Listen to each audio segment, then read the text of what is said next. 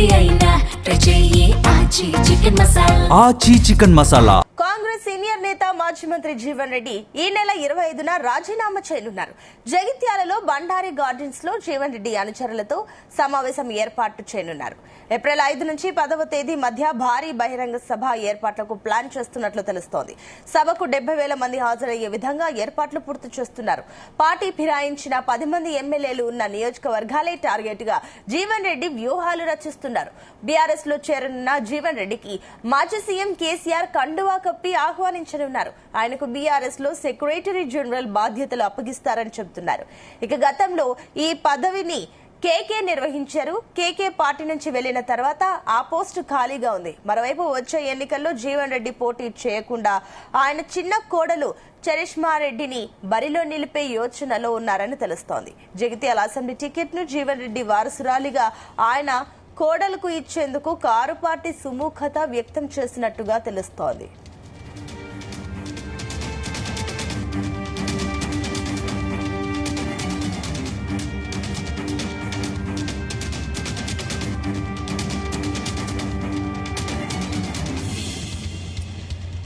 ఇదే అంశానికి సంబంధించి మరిన్ని డీటెయిల్స్ మా కరెస్పాండెంట్ గోపికృష్ణ అందిస్తారు. Gopi, good morning. Good morning Sunitha. ఇటు మాజీ మంత్రి తాటిపర్తి జీవన్ రెడ్డి పార్టీ మారి యోచనను వెనక్కి తీసుకునేలా కల్పించడం లేదని తెలుస్తుంది. ఇటు ఎంతమంది బుజ్జగించినప్పటికీ కూడా తాను వెనుకంజ వేయనున్నట్టు కూడా తెలుస్తుంది. ఇటు కాంగ్రెస్ అధిష్టానం ఆయనతో సంప్రదింపులు జరిపిన సానుకూలంగా కూడా స్పందించిన జీవన్ రెడ్డి ఈ బీఆర్ఎస్ పార్టీలో చేరడం దాదాపుగా ఖరారైనట్టు కూడా తెలుస్తుంది. ఈ నెల 25న జగిత్యాల జిల్లా కేంద్రంలోని బండారి గార్డెన్స్ లో కాంగ్రెస్ పార్టీకి రాజీనామా చేయాలని కూడా ముహూర్తం ఫిక్స్ చేసుకున్నట్లు అయితే తెలుస్తుంది. ఇటు అంచనాతో సమావేశమైన జీవన్ రెడ్డి కాంగ్రెస్ పార్టీలో కొనసాగే ఆలోచనలు మాత్రం లేనని కుండబద్దలు అయితే కొట్టి చెప్పారు. దీంతో 42 ఏళ్ల కాంగ్రెస్ అనుబంధానికైతే గుడ్ బై అయితే చెప్పడం ఖాయంగా స్పష్టమవుతుంది. ఏప్రిల్ 5 నుండి 10వ తేదీలోగా బీఆర్ఎస్ పార్టీలో చేరే కార్యక్రమాన్ని నిర్వహించుకునేందుకు కూడా కార్యాచరణ రూపొందించుకున్నట్టు కూడా సమాచారం అయితే అందుతుంది. ఇటు జీవన్ రెడ్డి చేరనున్న నేపథ్యంలో ఈ సమావేశానికి బీఆర్ఎస్ అధినేత కేసీఆర్ హాజరు కానున్నట్టు కూడా స్పష్టంగా కనిపిస్తుంది. అదే వేదిక మీదుగా జీవన్ రెడ్డికి పార్టీలో కీలక పదవిగా భావించే సెక్రటరీ జనరల్ పోస్ట్ అయితే ఇవ్వనున్నట్టు కూడా మనకైతే స్పష్టంగా సమాచారం అయితే అందుతుంది. ఇటు జీవన్ రెడ్డి కూడా రాజీనామా చేసేటప్పుడు పార్టీలో చేరే లాంఛనంగా సందర్భంగా మాత్రం భారీ జన సమీకరణ చేయనున్నట్టు కూడా తెలుస్తుంది. ఇటు వేలాది మందిగా తన అనుచరులతో కలిసి కాంగ్రెస్ పార్టీకి రాజీనామా చేయాలని భావిస్తుండగా ఇటు బీఆర్ఎస్ పార్టీలో చేరే రోజున మాత్రం 50,000 నుండి 70,000 మంది జన సమీకరణ చేయాలని నిర్ణయించుకున్నట్టు కూడా సమాచారం అయితే అందింది. కాంగ్రెస్ పార్టీ వ్యవహరిస్తున్న తీరును మాత్రం ఈ సందర్భంగా సంచలన వ్యాఖ్యలైతే జీవన్ రెడ్డి చేసే అవకాశం అయితే మనకు తెలుస్తుంది. కాంగ్రెస్ పార్టీ అధిష్టానం జీవన్ రెడ్డి విషయంలో నిర్లక్ష్యంగా వ్యవహరించడం వల్లే ఇంత దూరం వచ్చిందని కూడా స్పష్టంగా కనిపిస్తుంది.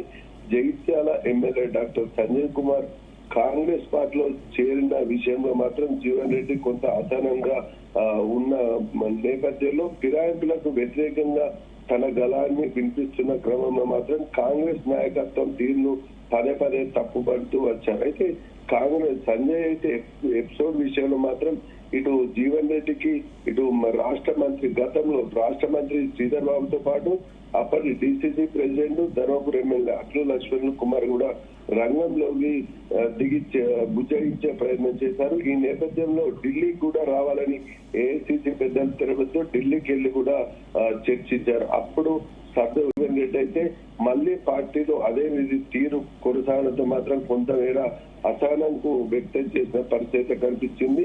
దీంతో ఎమ్మెల్యే సంజయ్ వర్గానికి ప్రాధాన్యత ఇవ్వడంతో పాటు టికెట్ల విషయంలో మున్సిపల్ ఎన్నికల్లో కూడా జీవన్ రెడ్డి చేసిన ప్రతిపాదనలు పట్టించుకోకపోవడంతో ఆయన మరింత కాంగ్రెస్ పై విసుగు చెందినట్టు కూడా తెలుస్తుంది. దీంతో పార్టీ మారాలన్న నిర్ణయానికి కూడా వచ్చిన జీవన్ రెడ్డి ఆ దిశగా పావులు కలిపారు. ఇటు క్రమంలో రాష్ట్ర నాయకత్వంతో పాటు జాతీయ నాయకత్వం మంత్రులు ఫోన్ చేసినప్పటికీ కూడా జీవన్ రెడ్డి తన వైఖరి మార్చుకునే యోచన లేనట్టు కూడా తెలుస్తుంది.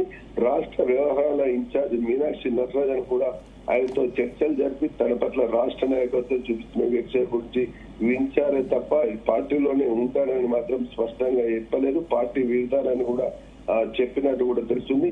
ఈ హైదరాబాద్ రమ్మని జీవన్ రెడ్డిని పిలిచినప్పటికీ కూడా హైదరాబాద్ కూడా వచ్చే ఆలోచన లేదని కూడా తెగేసి చెప్పినట్టు కూడా మనకు సమాచారం అయితే అందుతుంది. జీవన్ రెడ్డి ఇటు 10 జిల్లాల 10 మంది ఏదైతే ఫిరాయింపు ఎమ్మెల్యేలు 10 మంది ఏదైతే కాంగ్రెస్ పార్టీని చీల్చారో ఆ కాంగ్రెస్ పార్టీలో మొదటి నుంచి కూడా పార్టీని ఉన్న అండదండలుగా ఉన్న నేతలను ఈ జీవన్ రెడ్డి లాగా ఇబ్బందులు గురి చేశారో ఆ నియోజకవర్గాలే టార్గెట్ గా చేస్తూ కూడా జీవన్ వ్యూహాన్ని రచిస్తున్నట్టు కూడా మనకైతే స్పష్టంగా కనిపిస్తుంది. ఈ భారీ జన సమీకరణలో కూడా 10 నియోజకవర్గాలకు సంబంధించిన నేతలతో పాటు వారి అనుచరులు కూడా రాజీనామా టీఆర్ఎస్ పార్టీలో చేరే అవకాశం అయితే మనకు కనిపిస్తుంది. ఈ దిశగానే జీవన్ రెడ్డి అయితే వ్యూహం రచిస్తున్నట్టు కూడా తెలుస్తుంది. జీవన్ కి అయితే పార్టీ కండువా కప్పి కేసీఆర్ అయితే పార్టీలోకి ఆహ్వానించనున్నట్టు కూడా మనకు స్పష్టంగా కనిపిస్తుంది.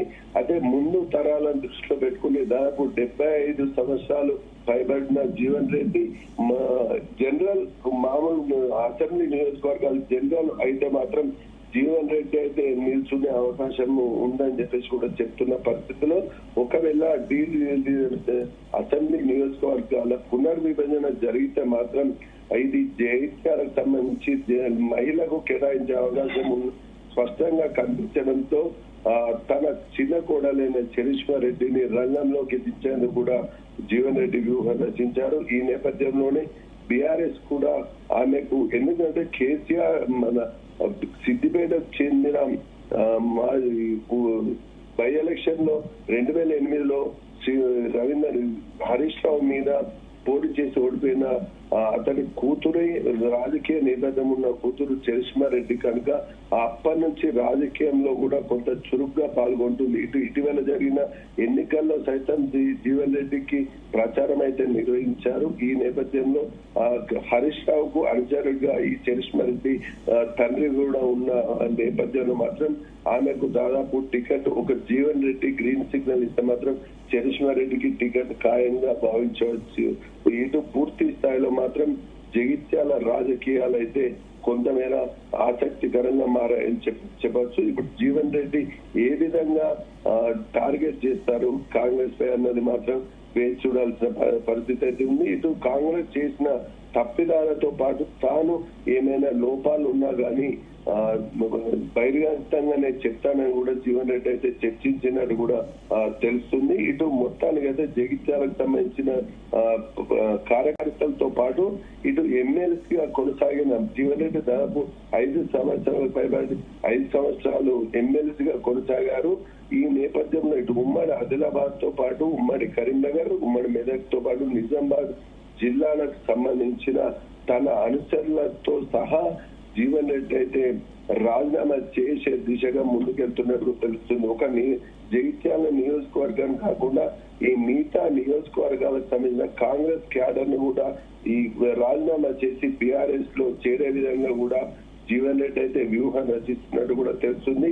ఈ 25న జరిగే బండారు ఘాట్స్ లో రాజీనామాకు సంబంధించిన సభ మీటింగ్ లో మాత్రం సుమారు 3,000కు పైగా కార్యకర్తలు హాజరయ్యే అవకాశం స్పష్టంగా కనిపిస్తుంది.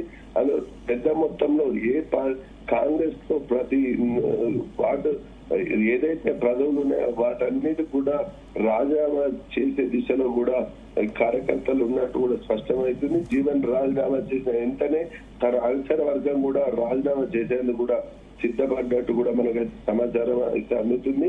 ఇటు ఏప్రిల్ 5 నుంచి 10వ తేదీ మాత్రం ఖచ్చితంగా బాగా రోజులు సమయం తీసుకోకుండా కూడా ఇటు పూర్తి స్థాయిలో భారీ ఏర్పాట్లు చేసి జన సమీకరణ చేసి భారీ సభ నిర్వహించే ఆలోచనలో జీవన్ రెడ్డి ఉన్నట్టు కూడా తెలుస్తుంది. ఈ కార్యక్రమానికి కూడా రాష్ట్ర వ్యాప్తంగా కూడా బీఆర్ఎస్ నేతలు హాజరయ్యే అవకాశం అయితే స్పష్టంగా కనిపిస్తుంది. Right, thank you Gopi.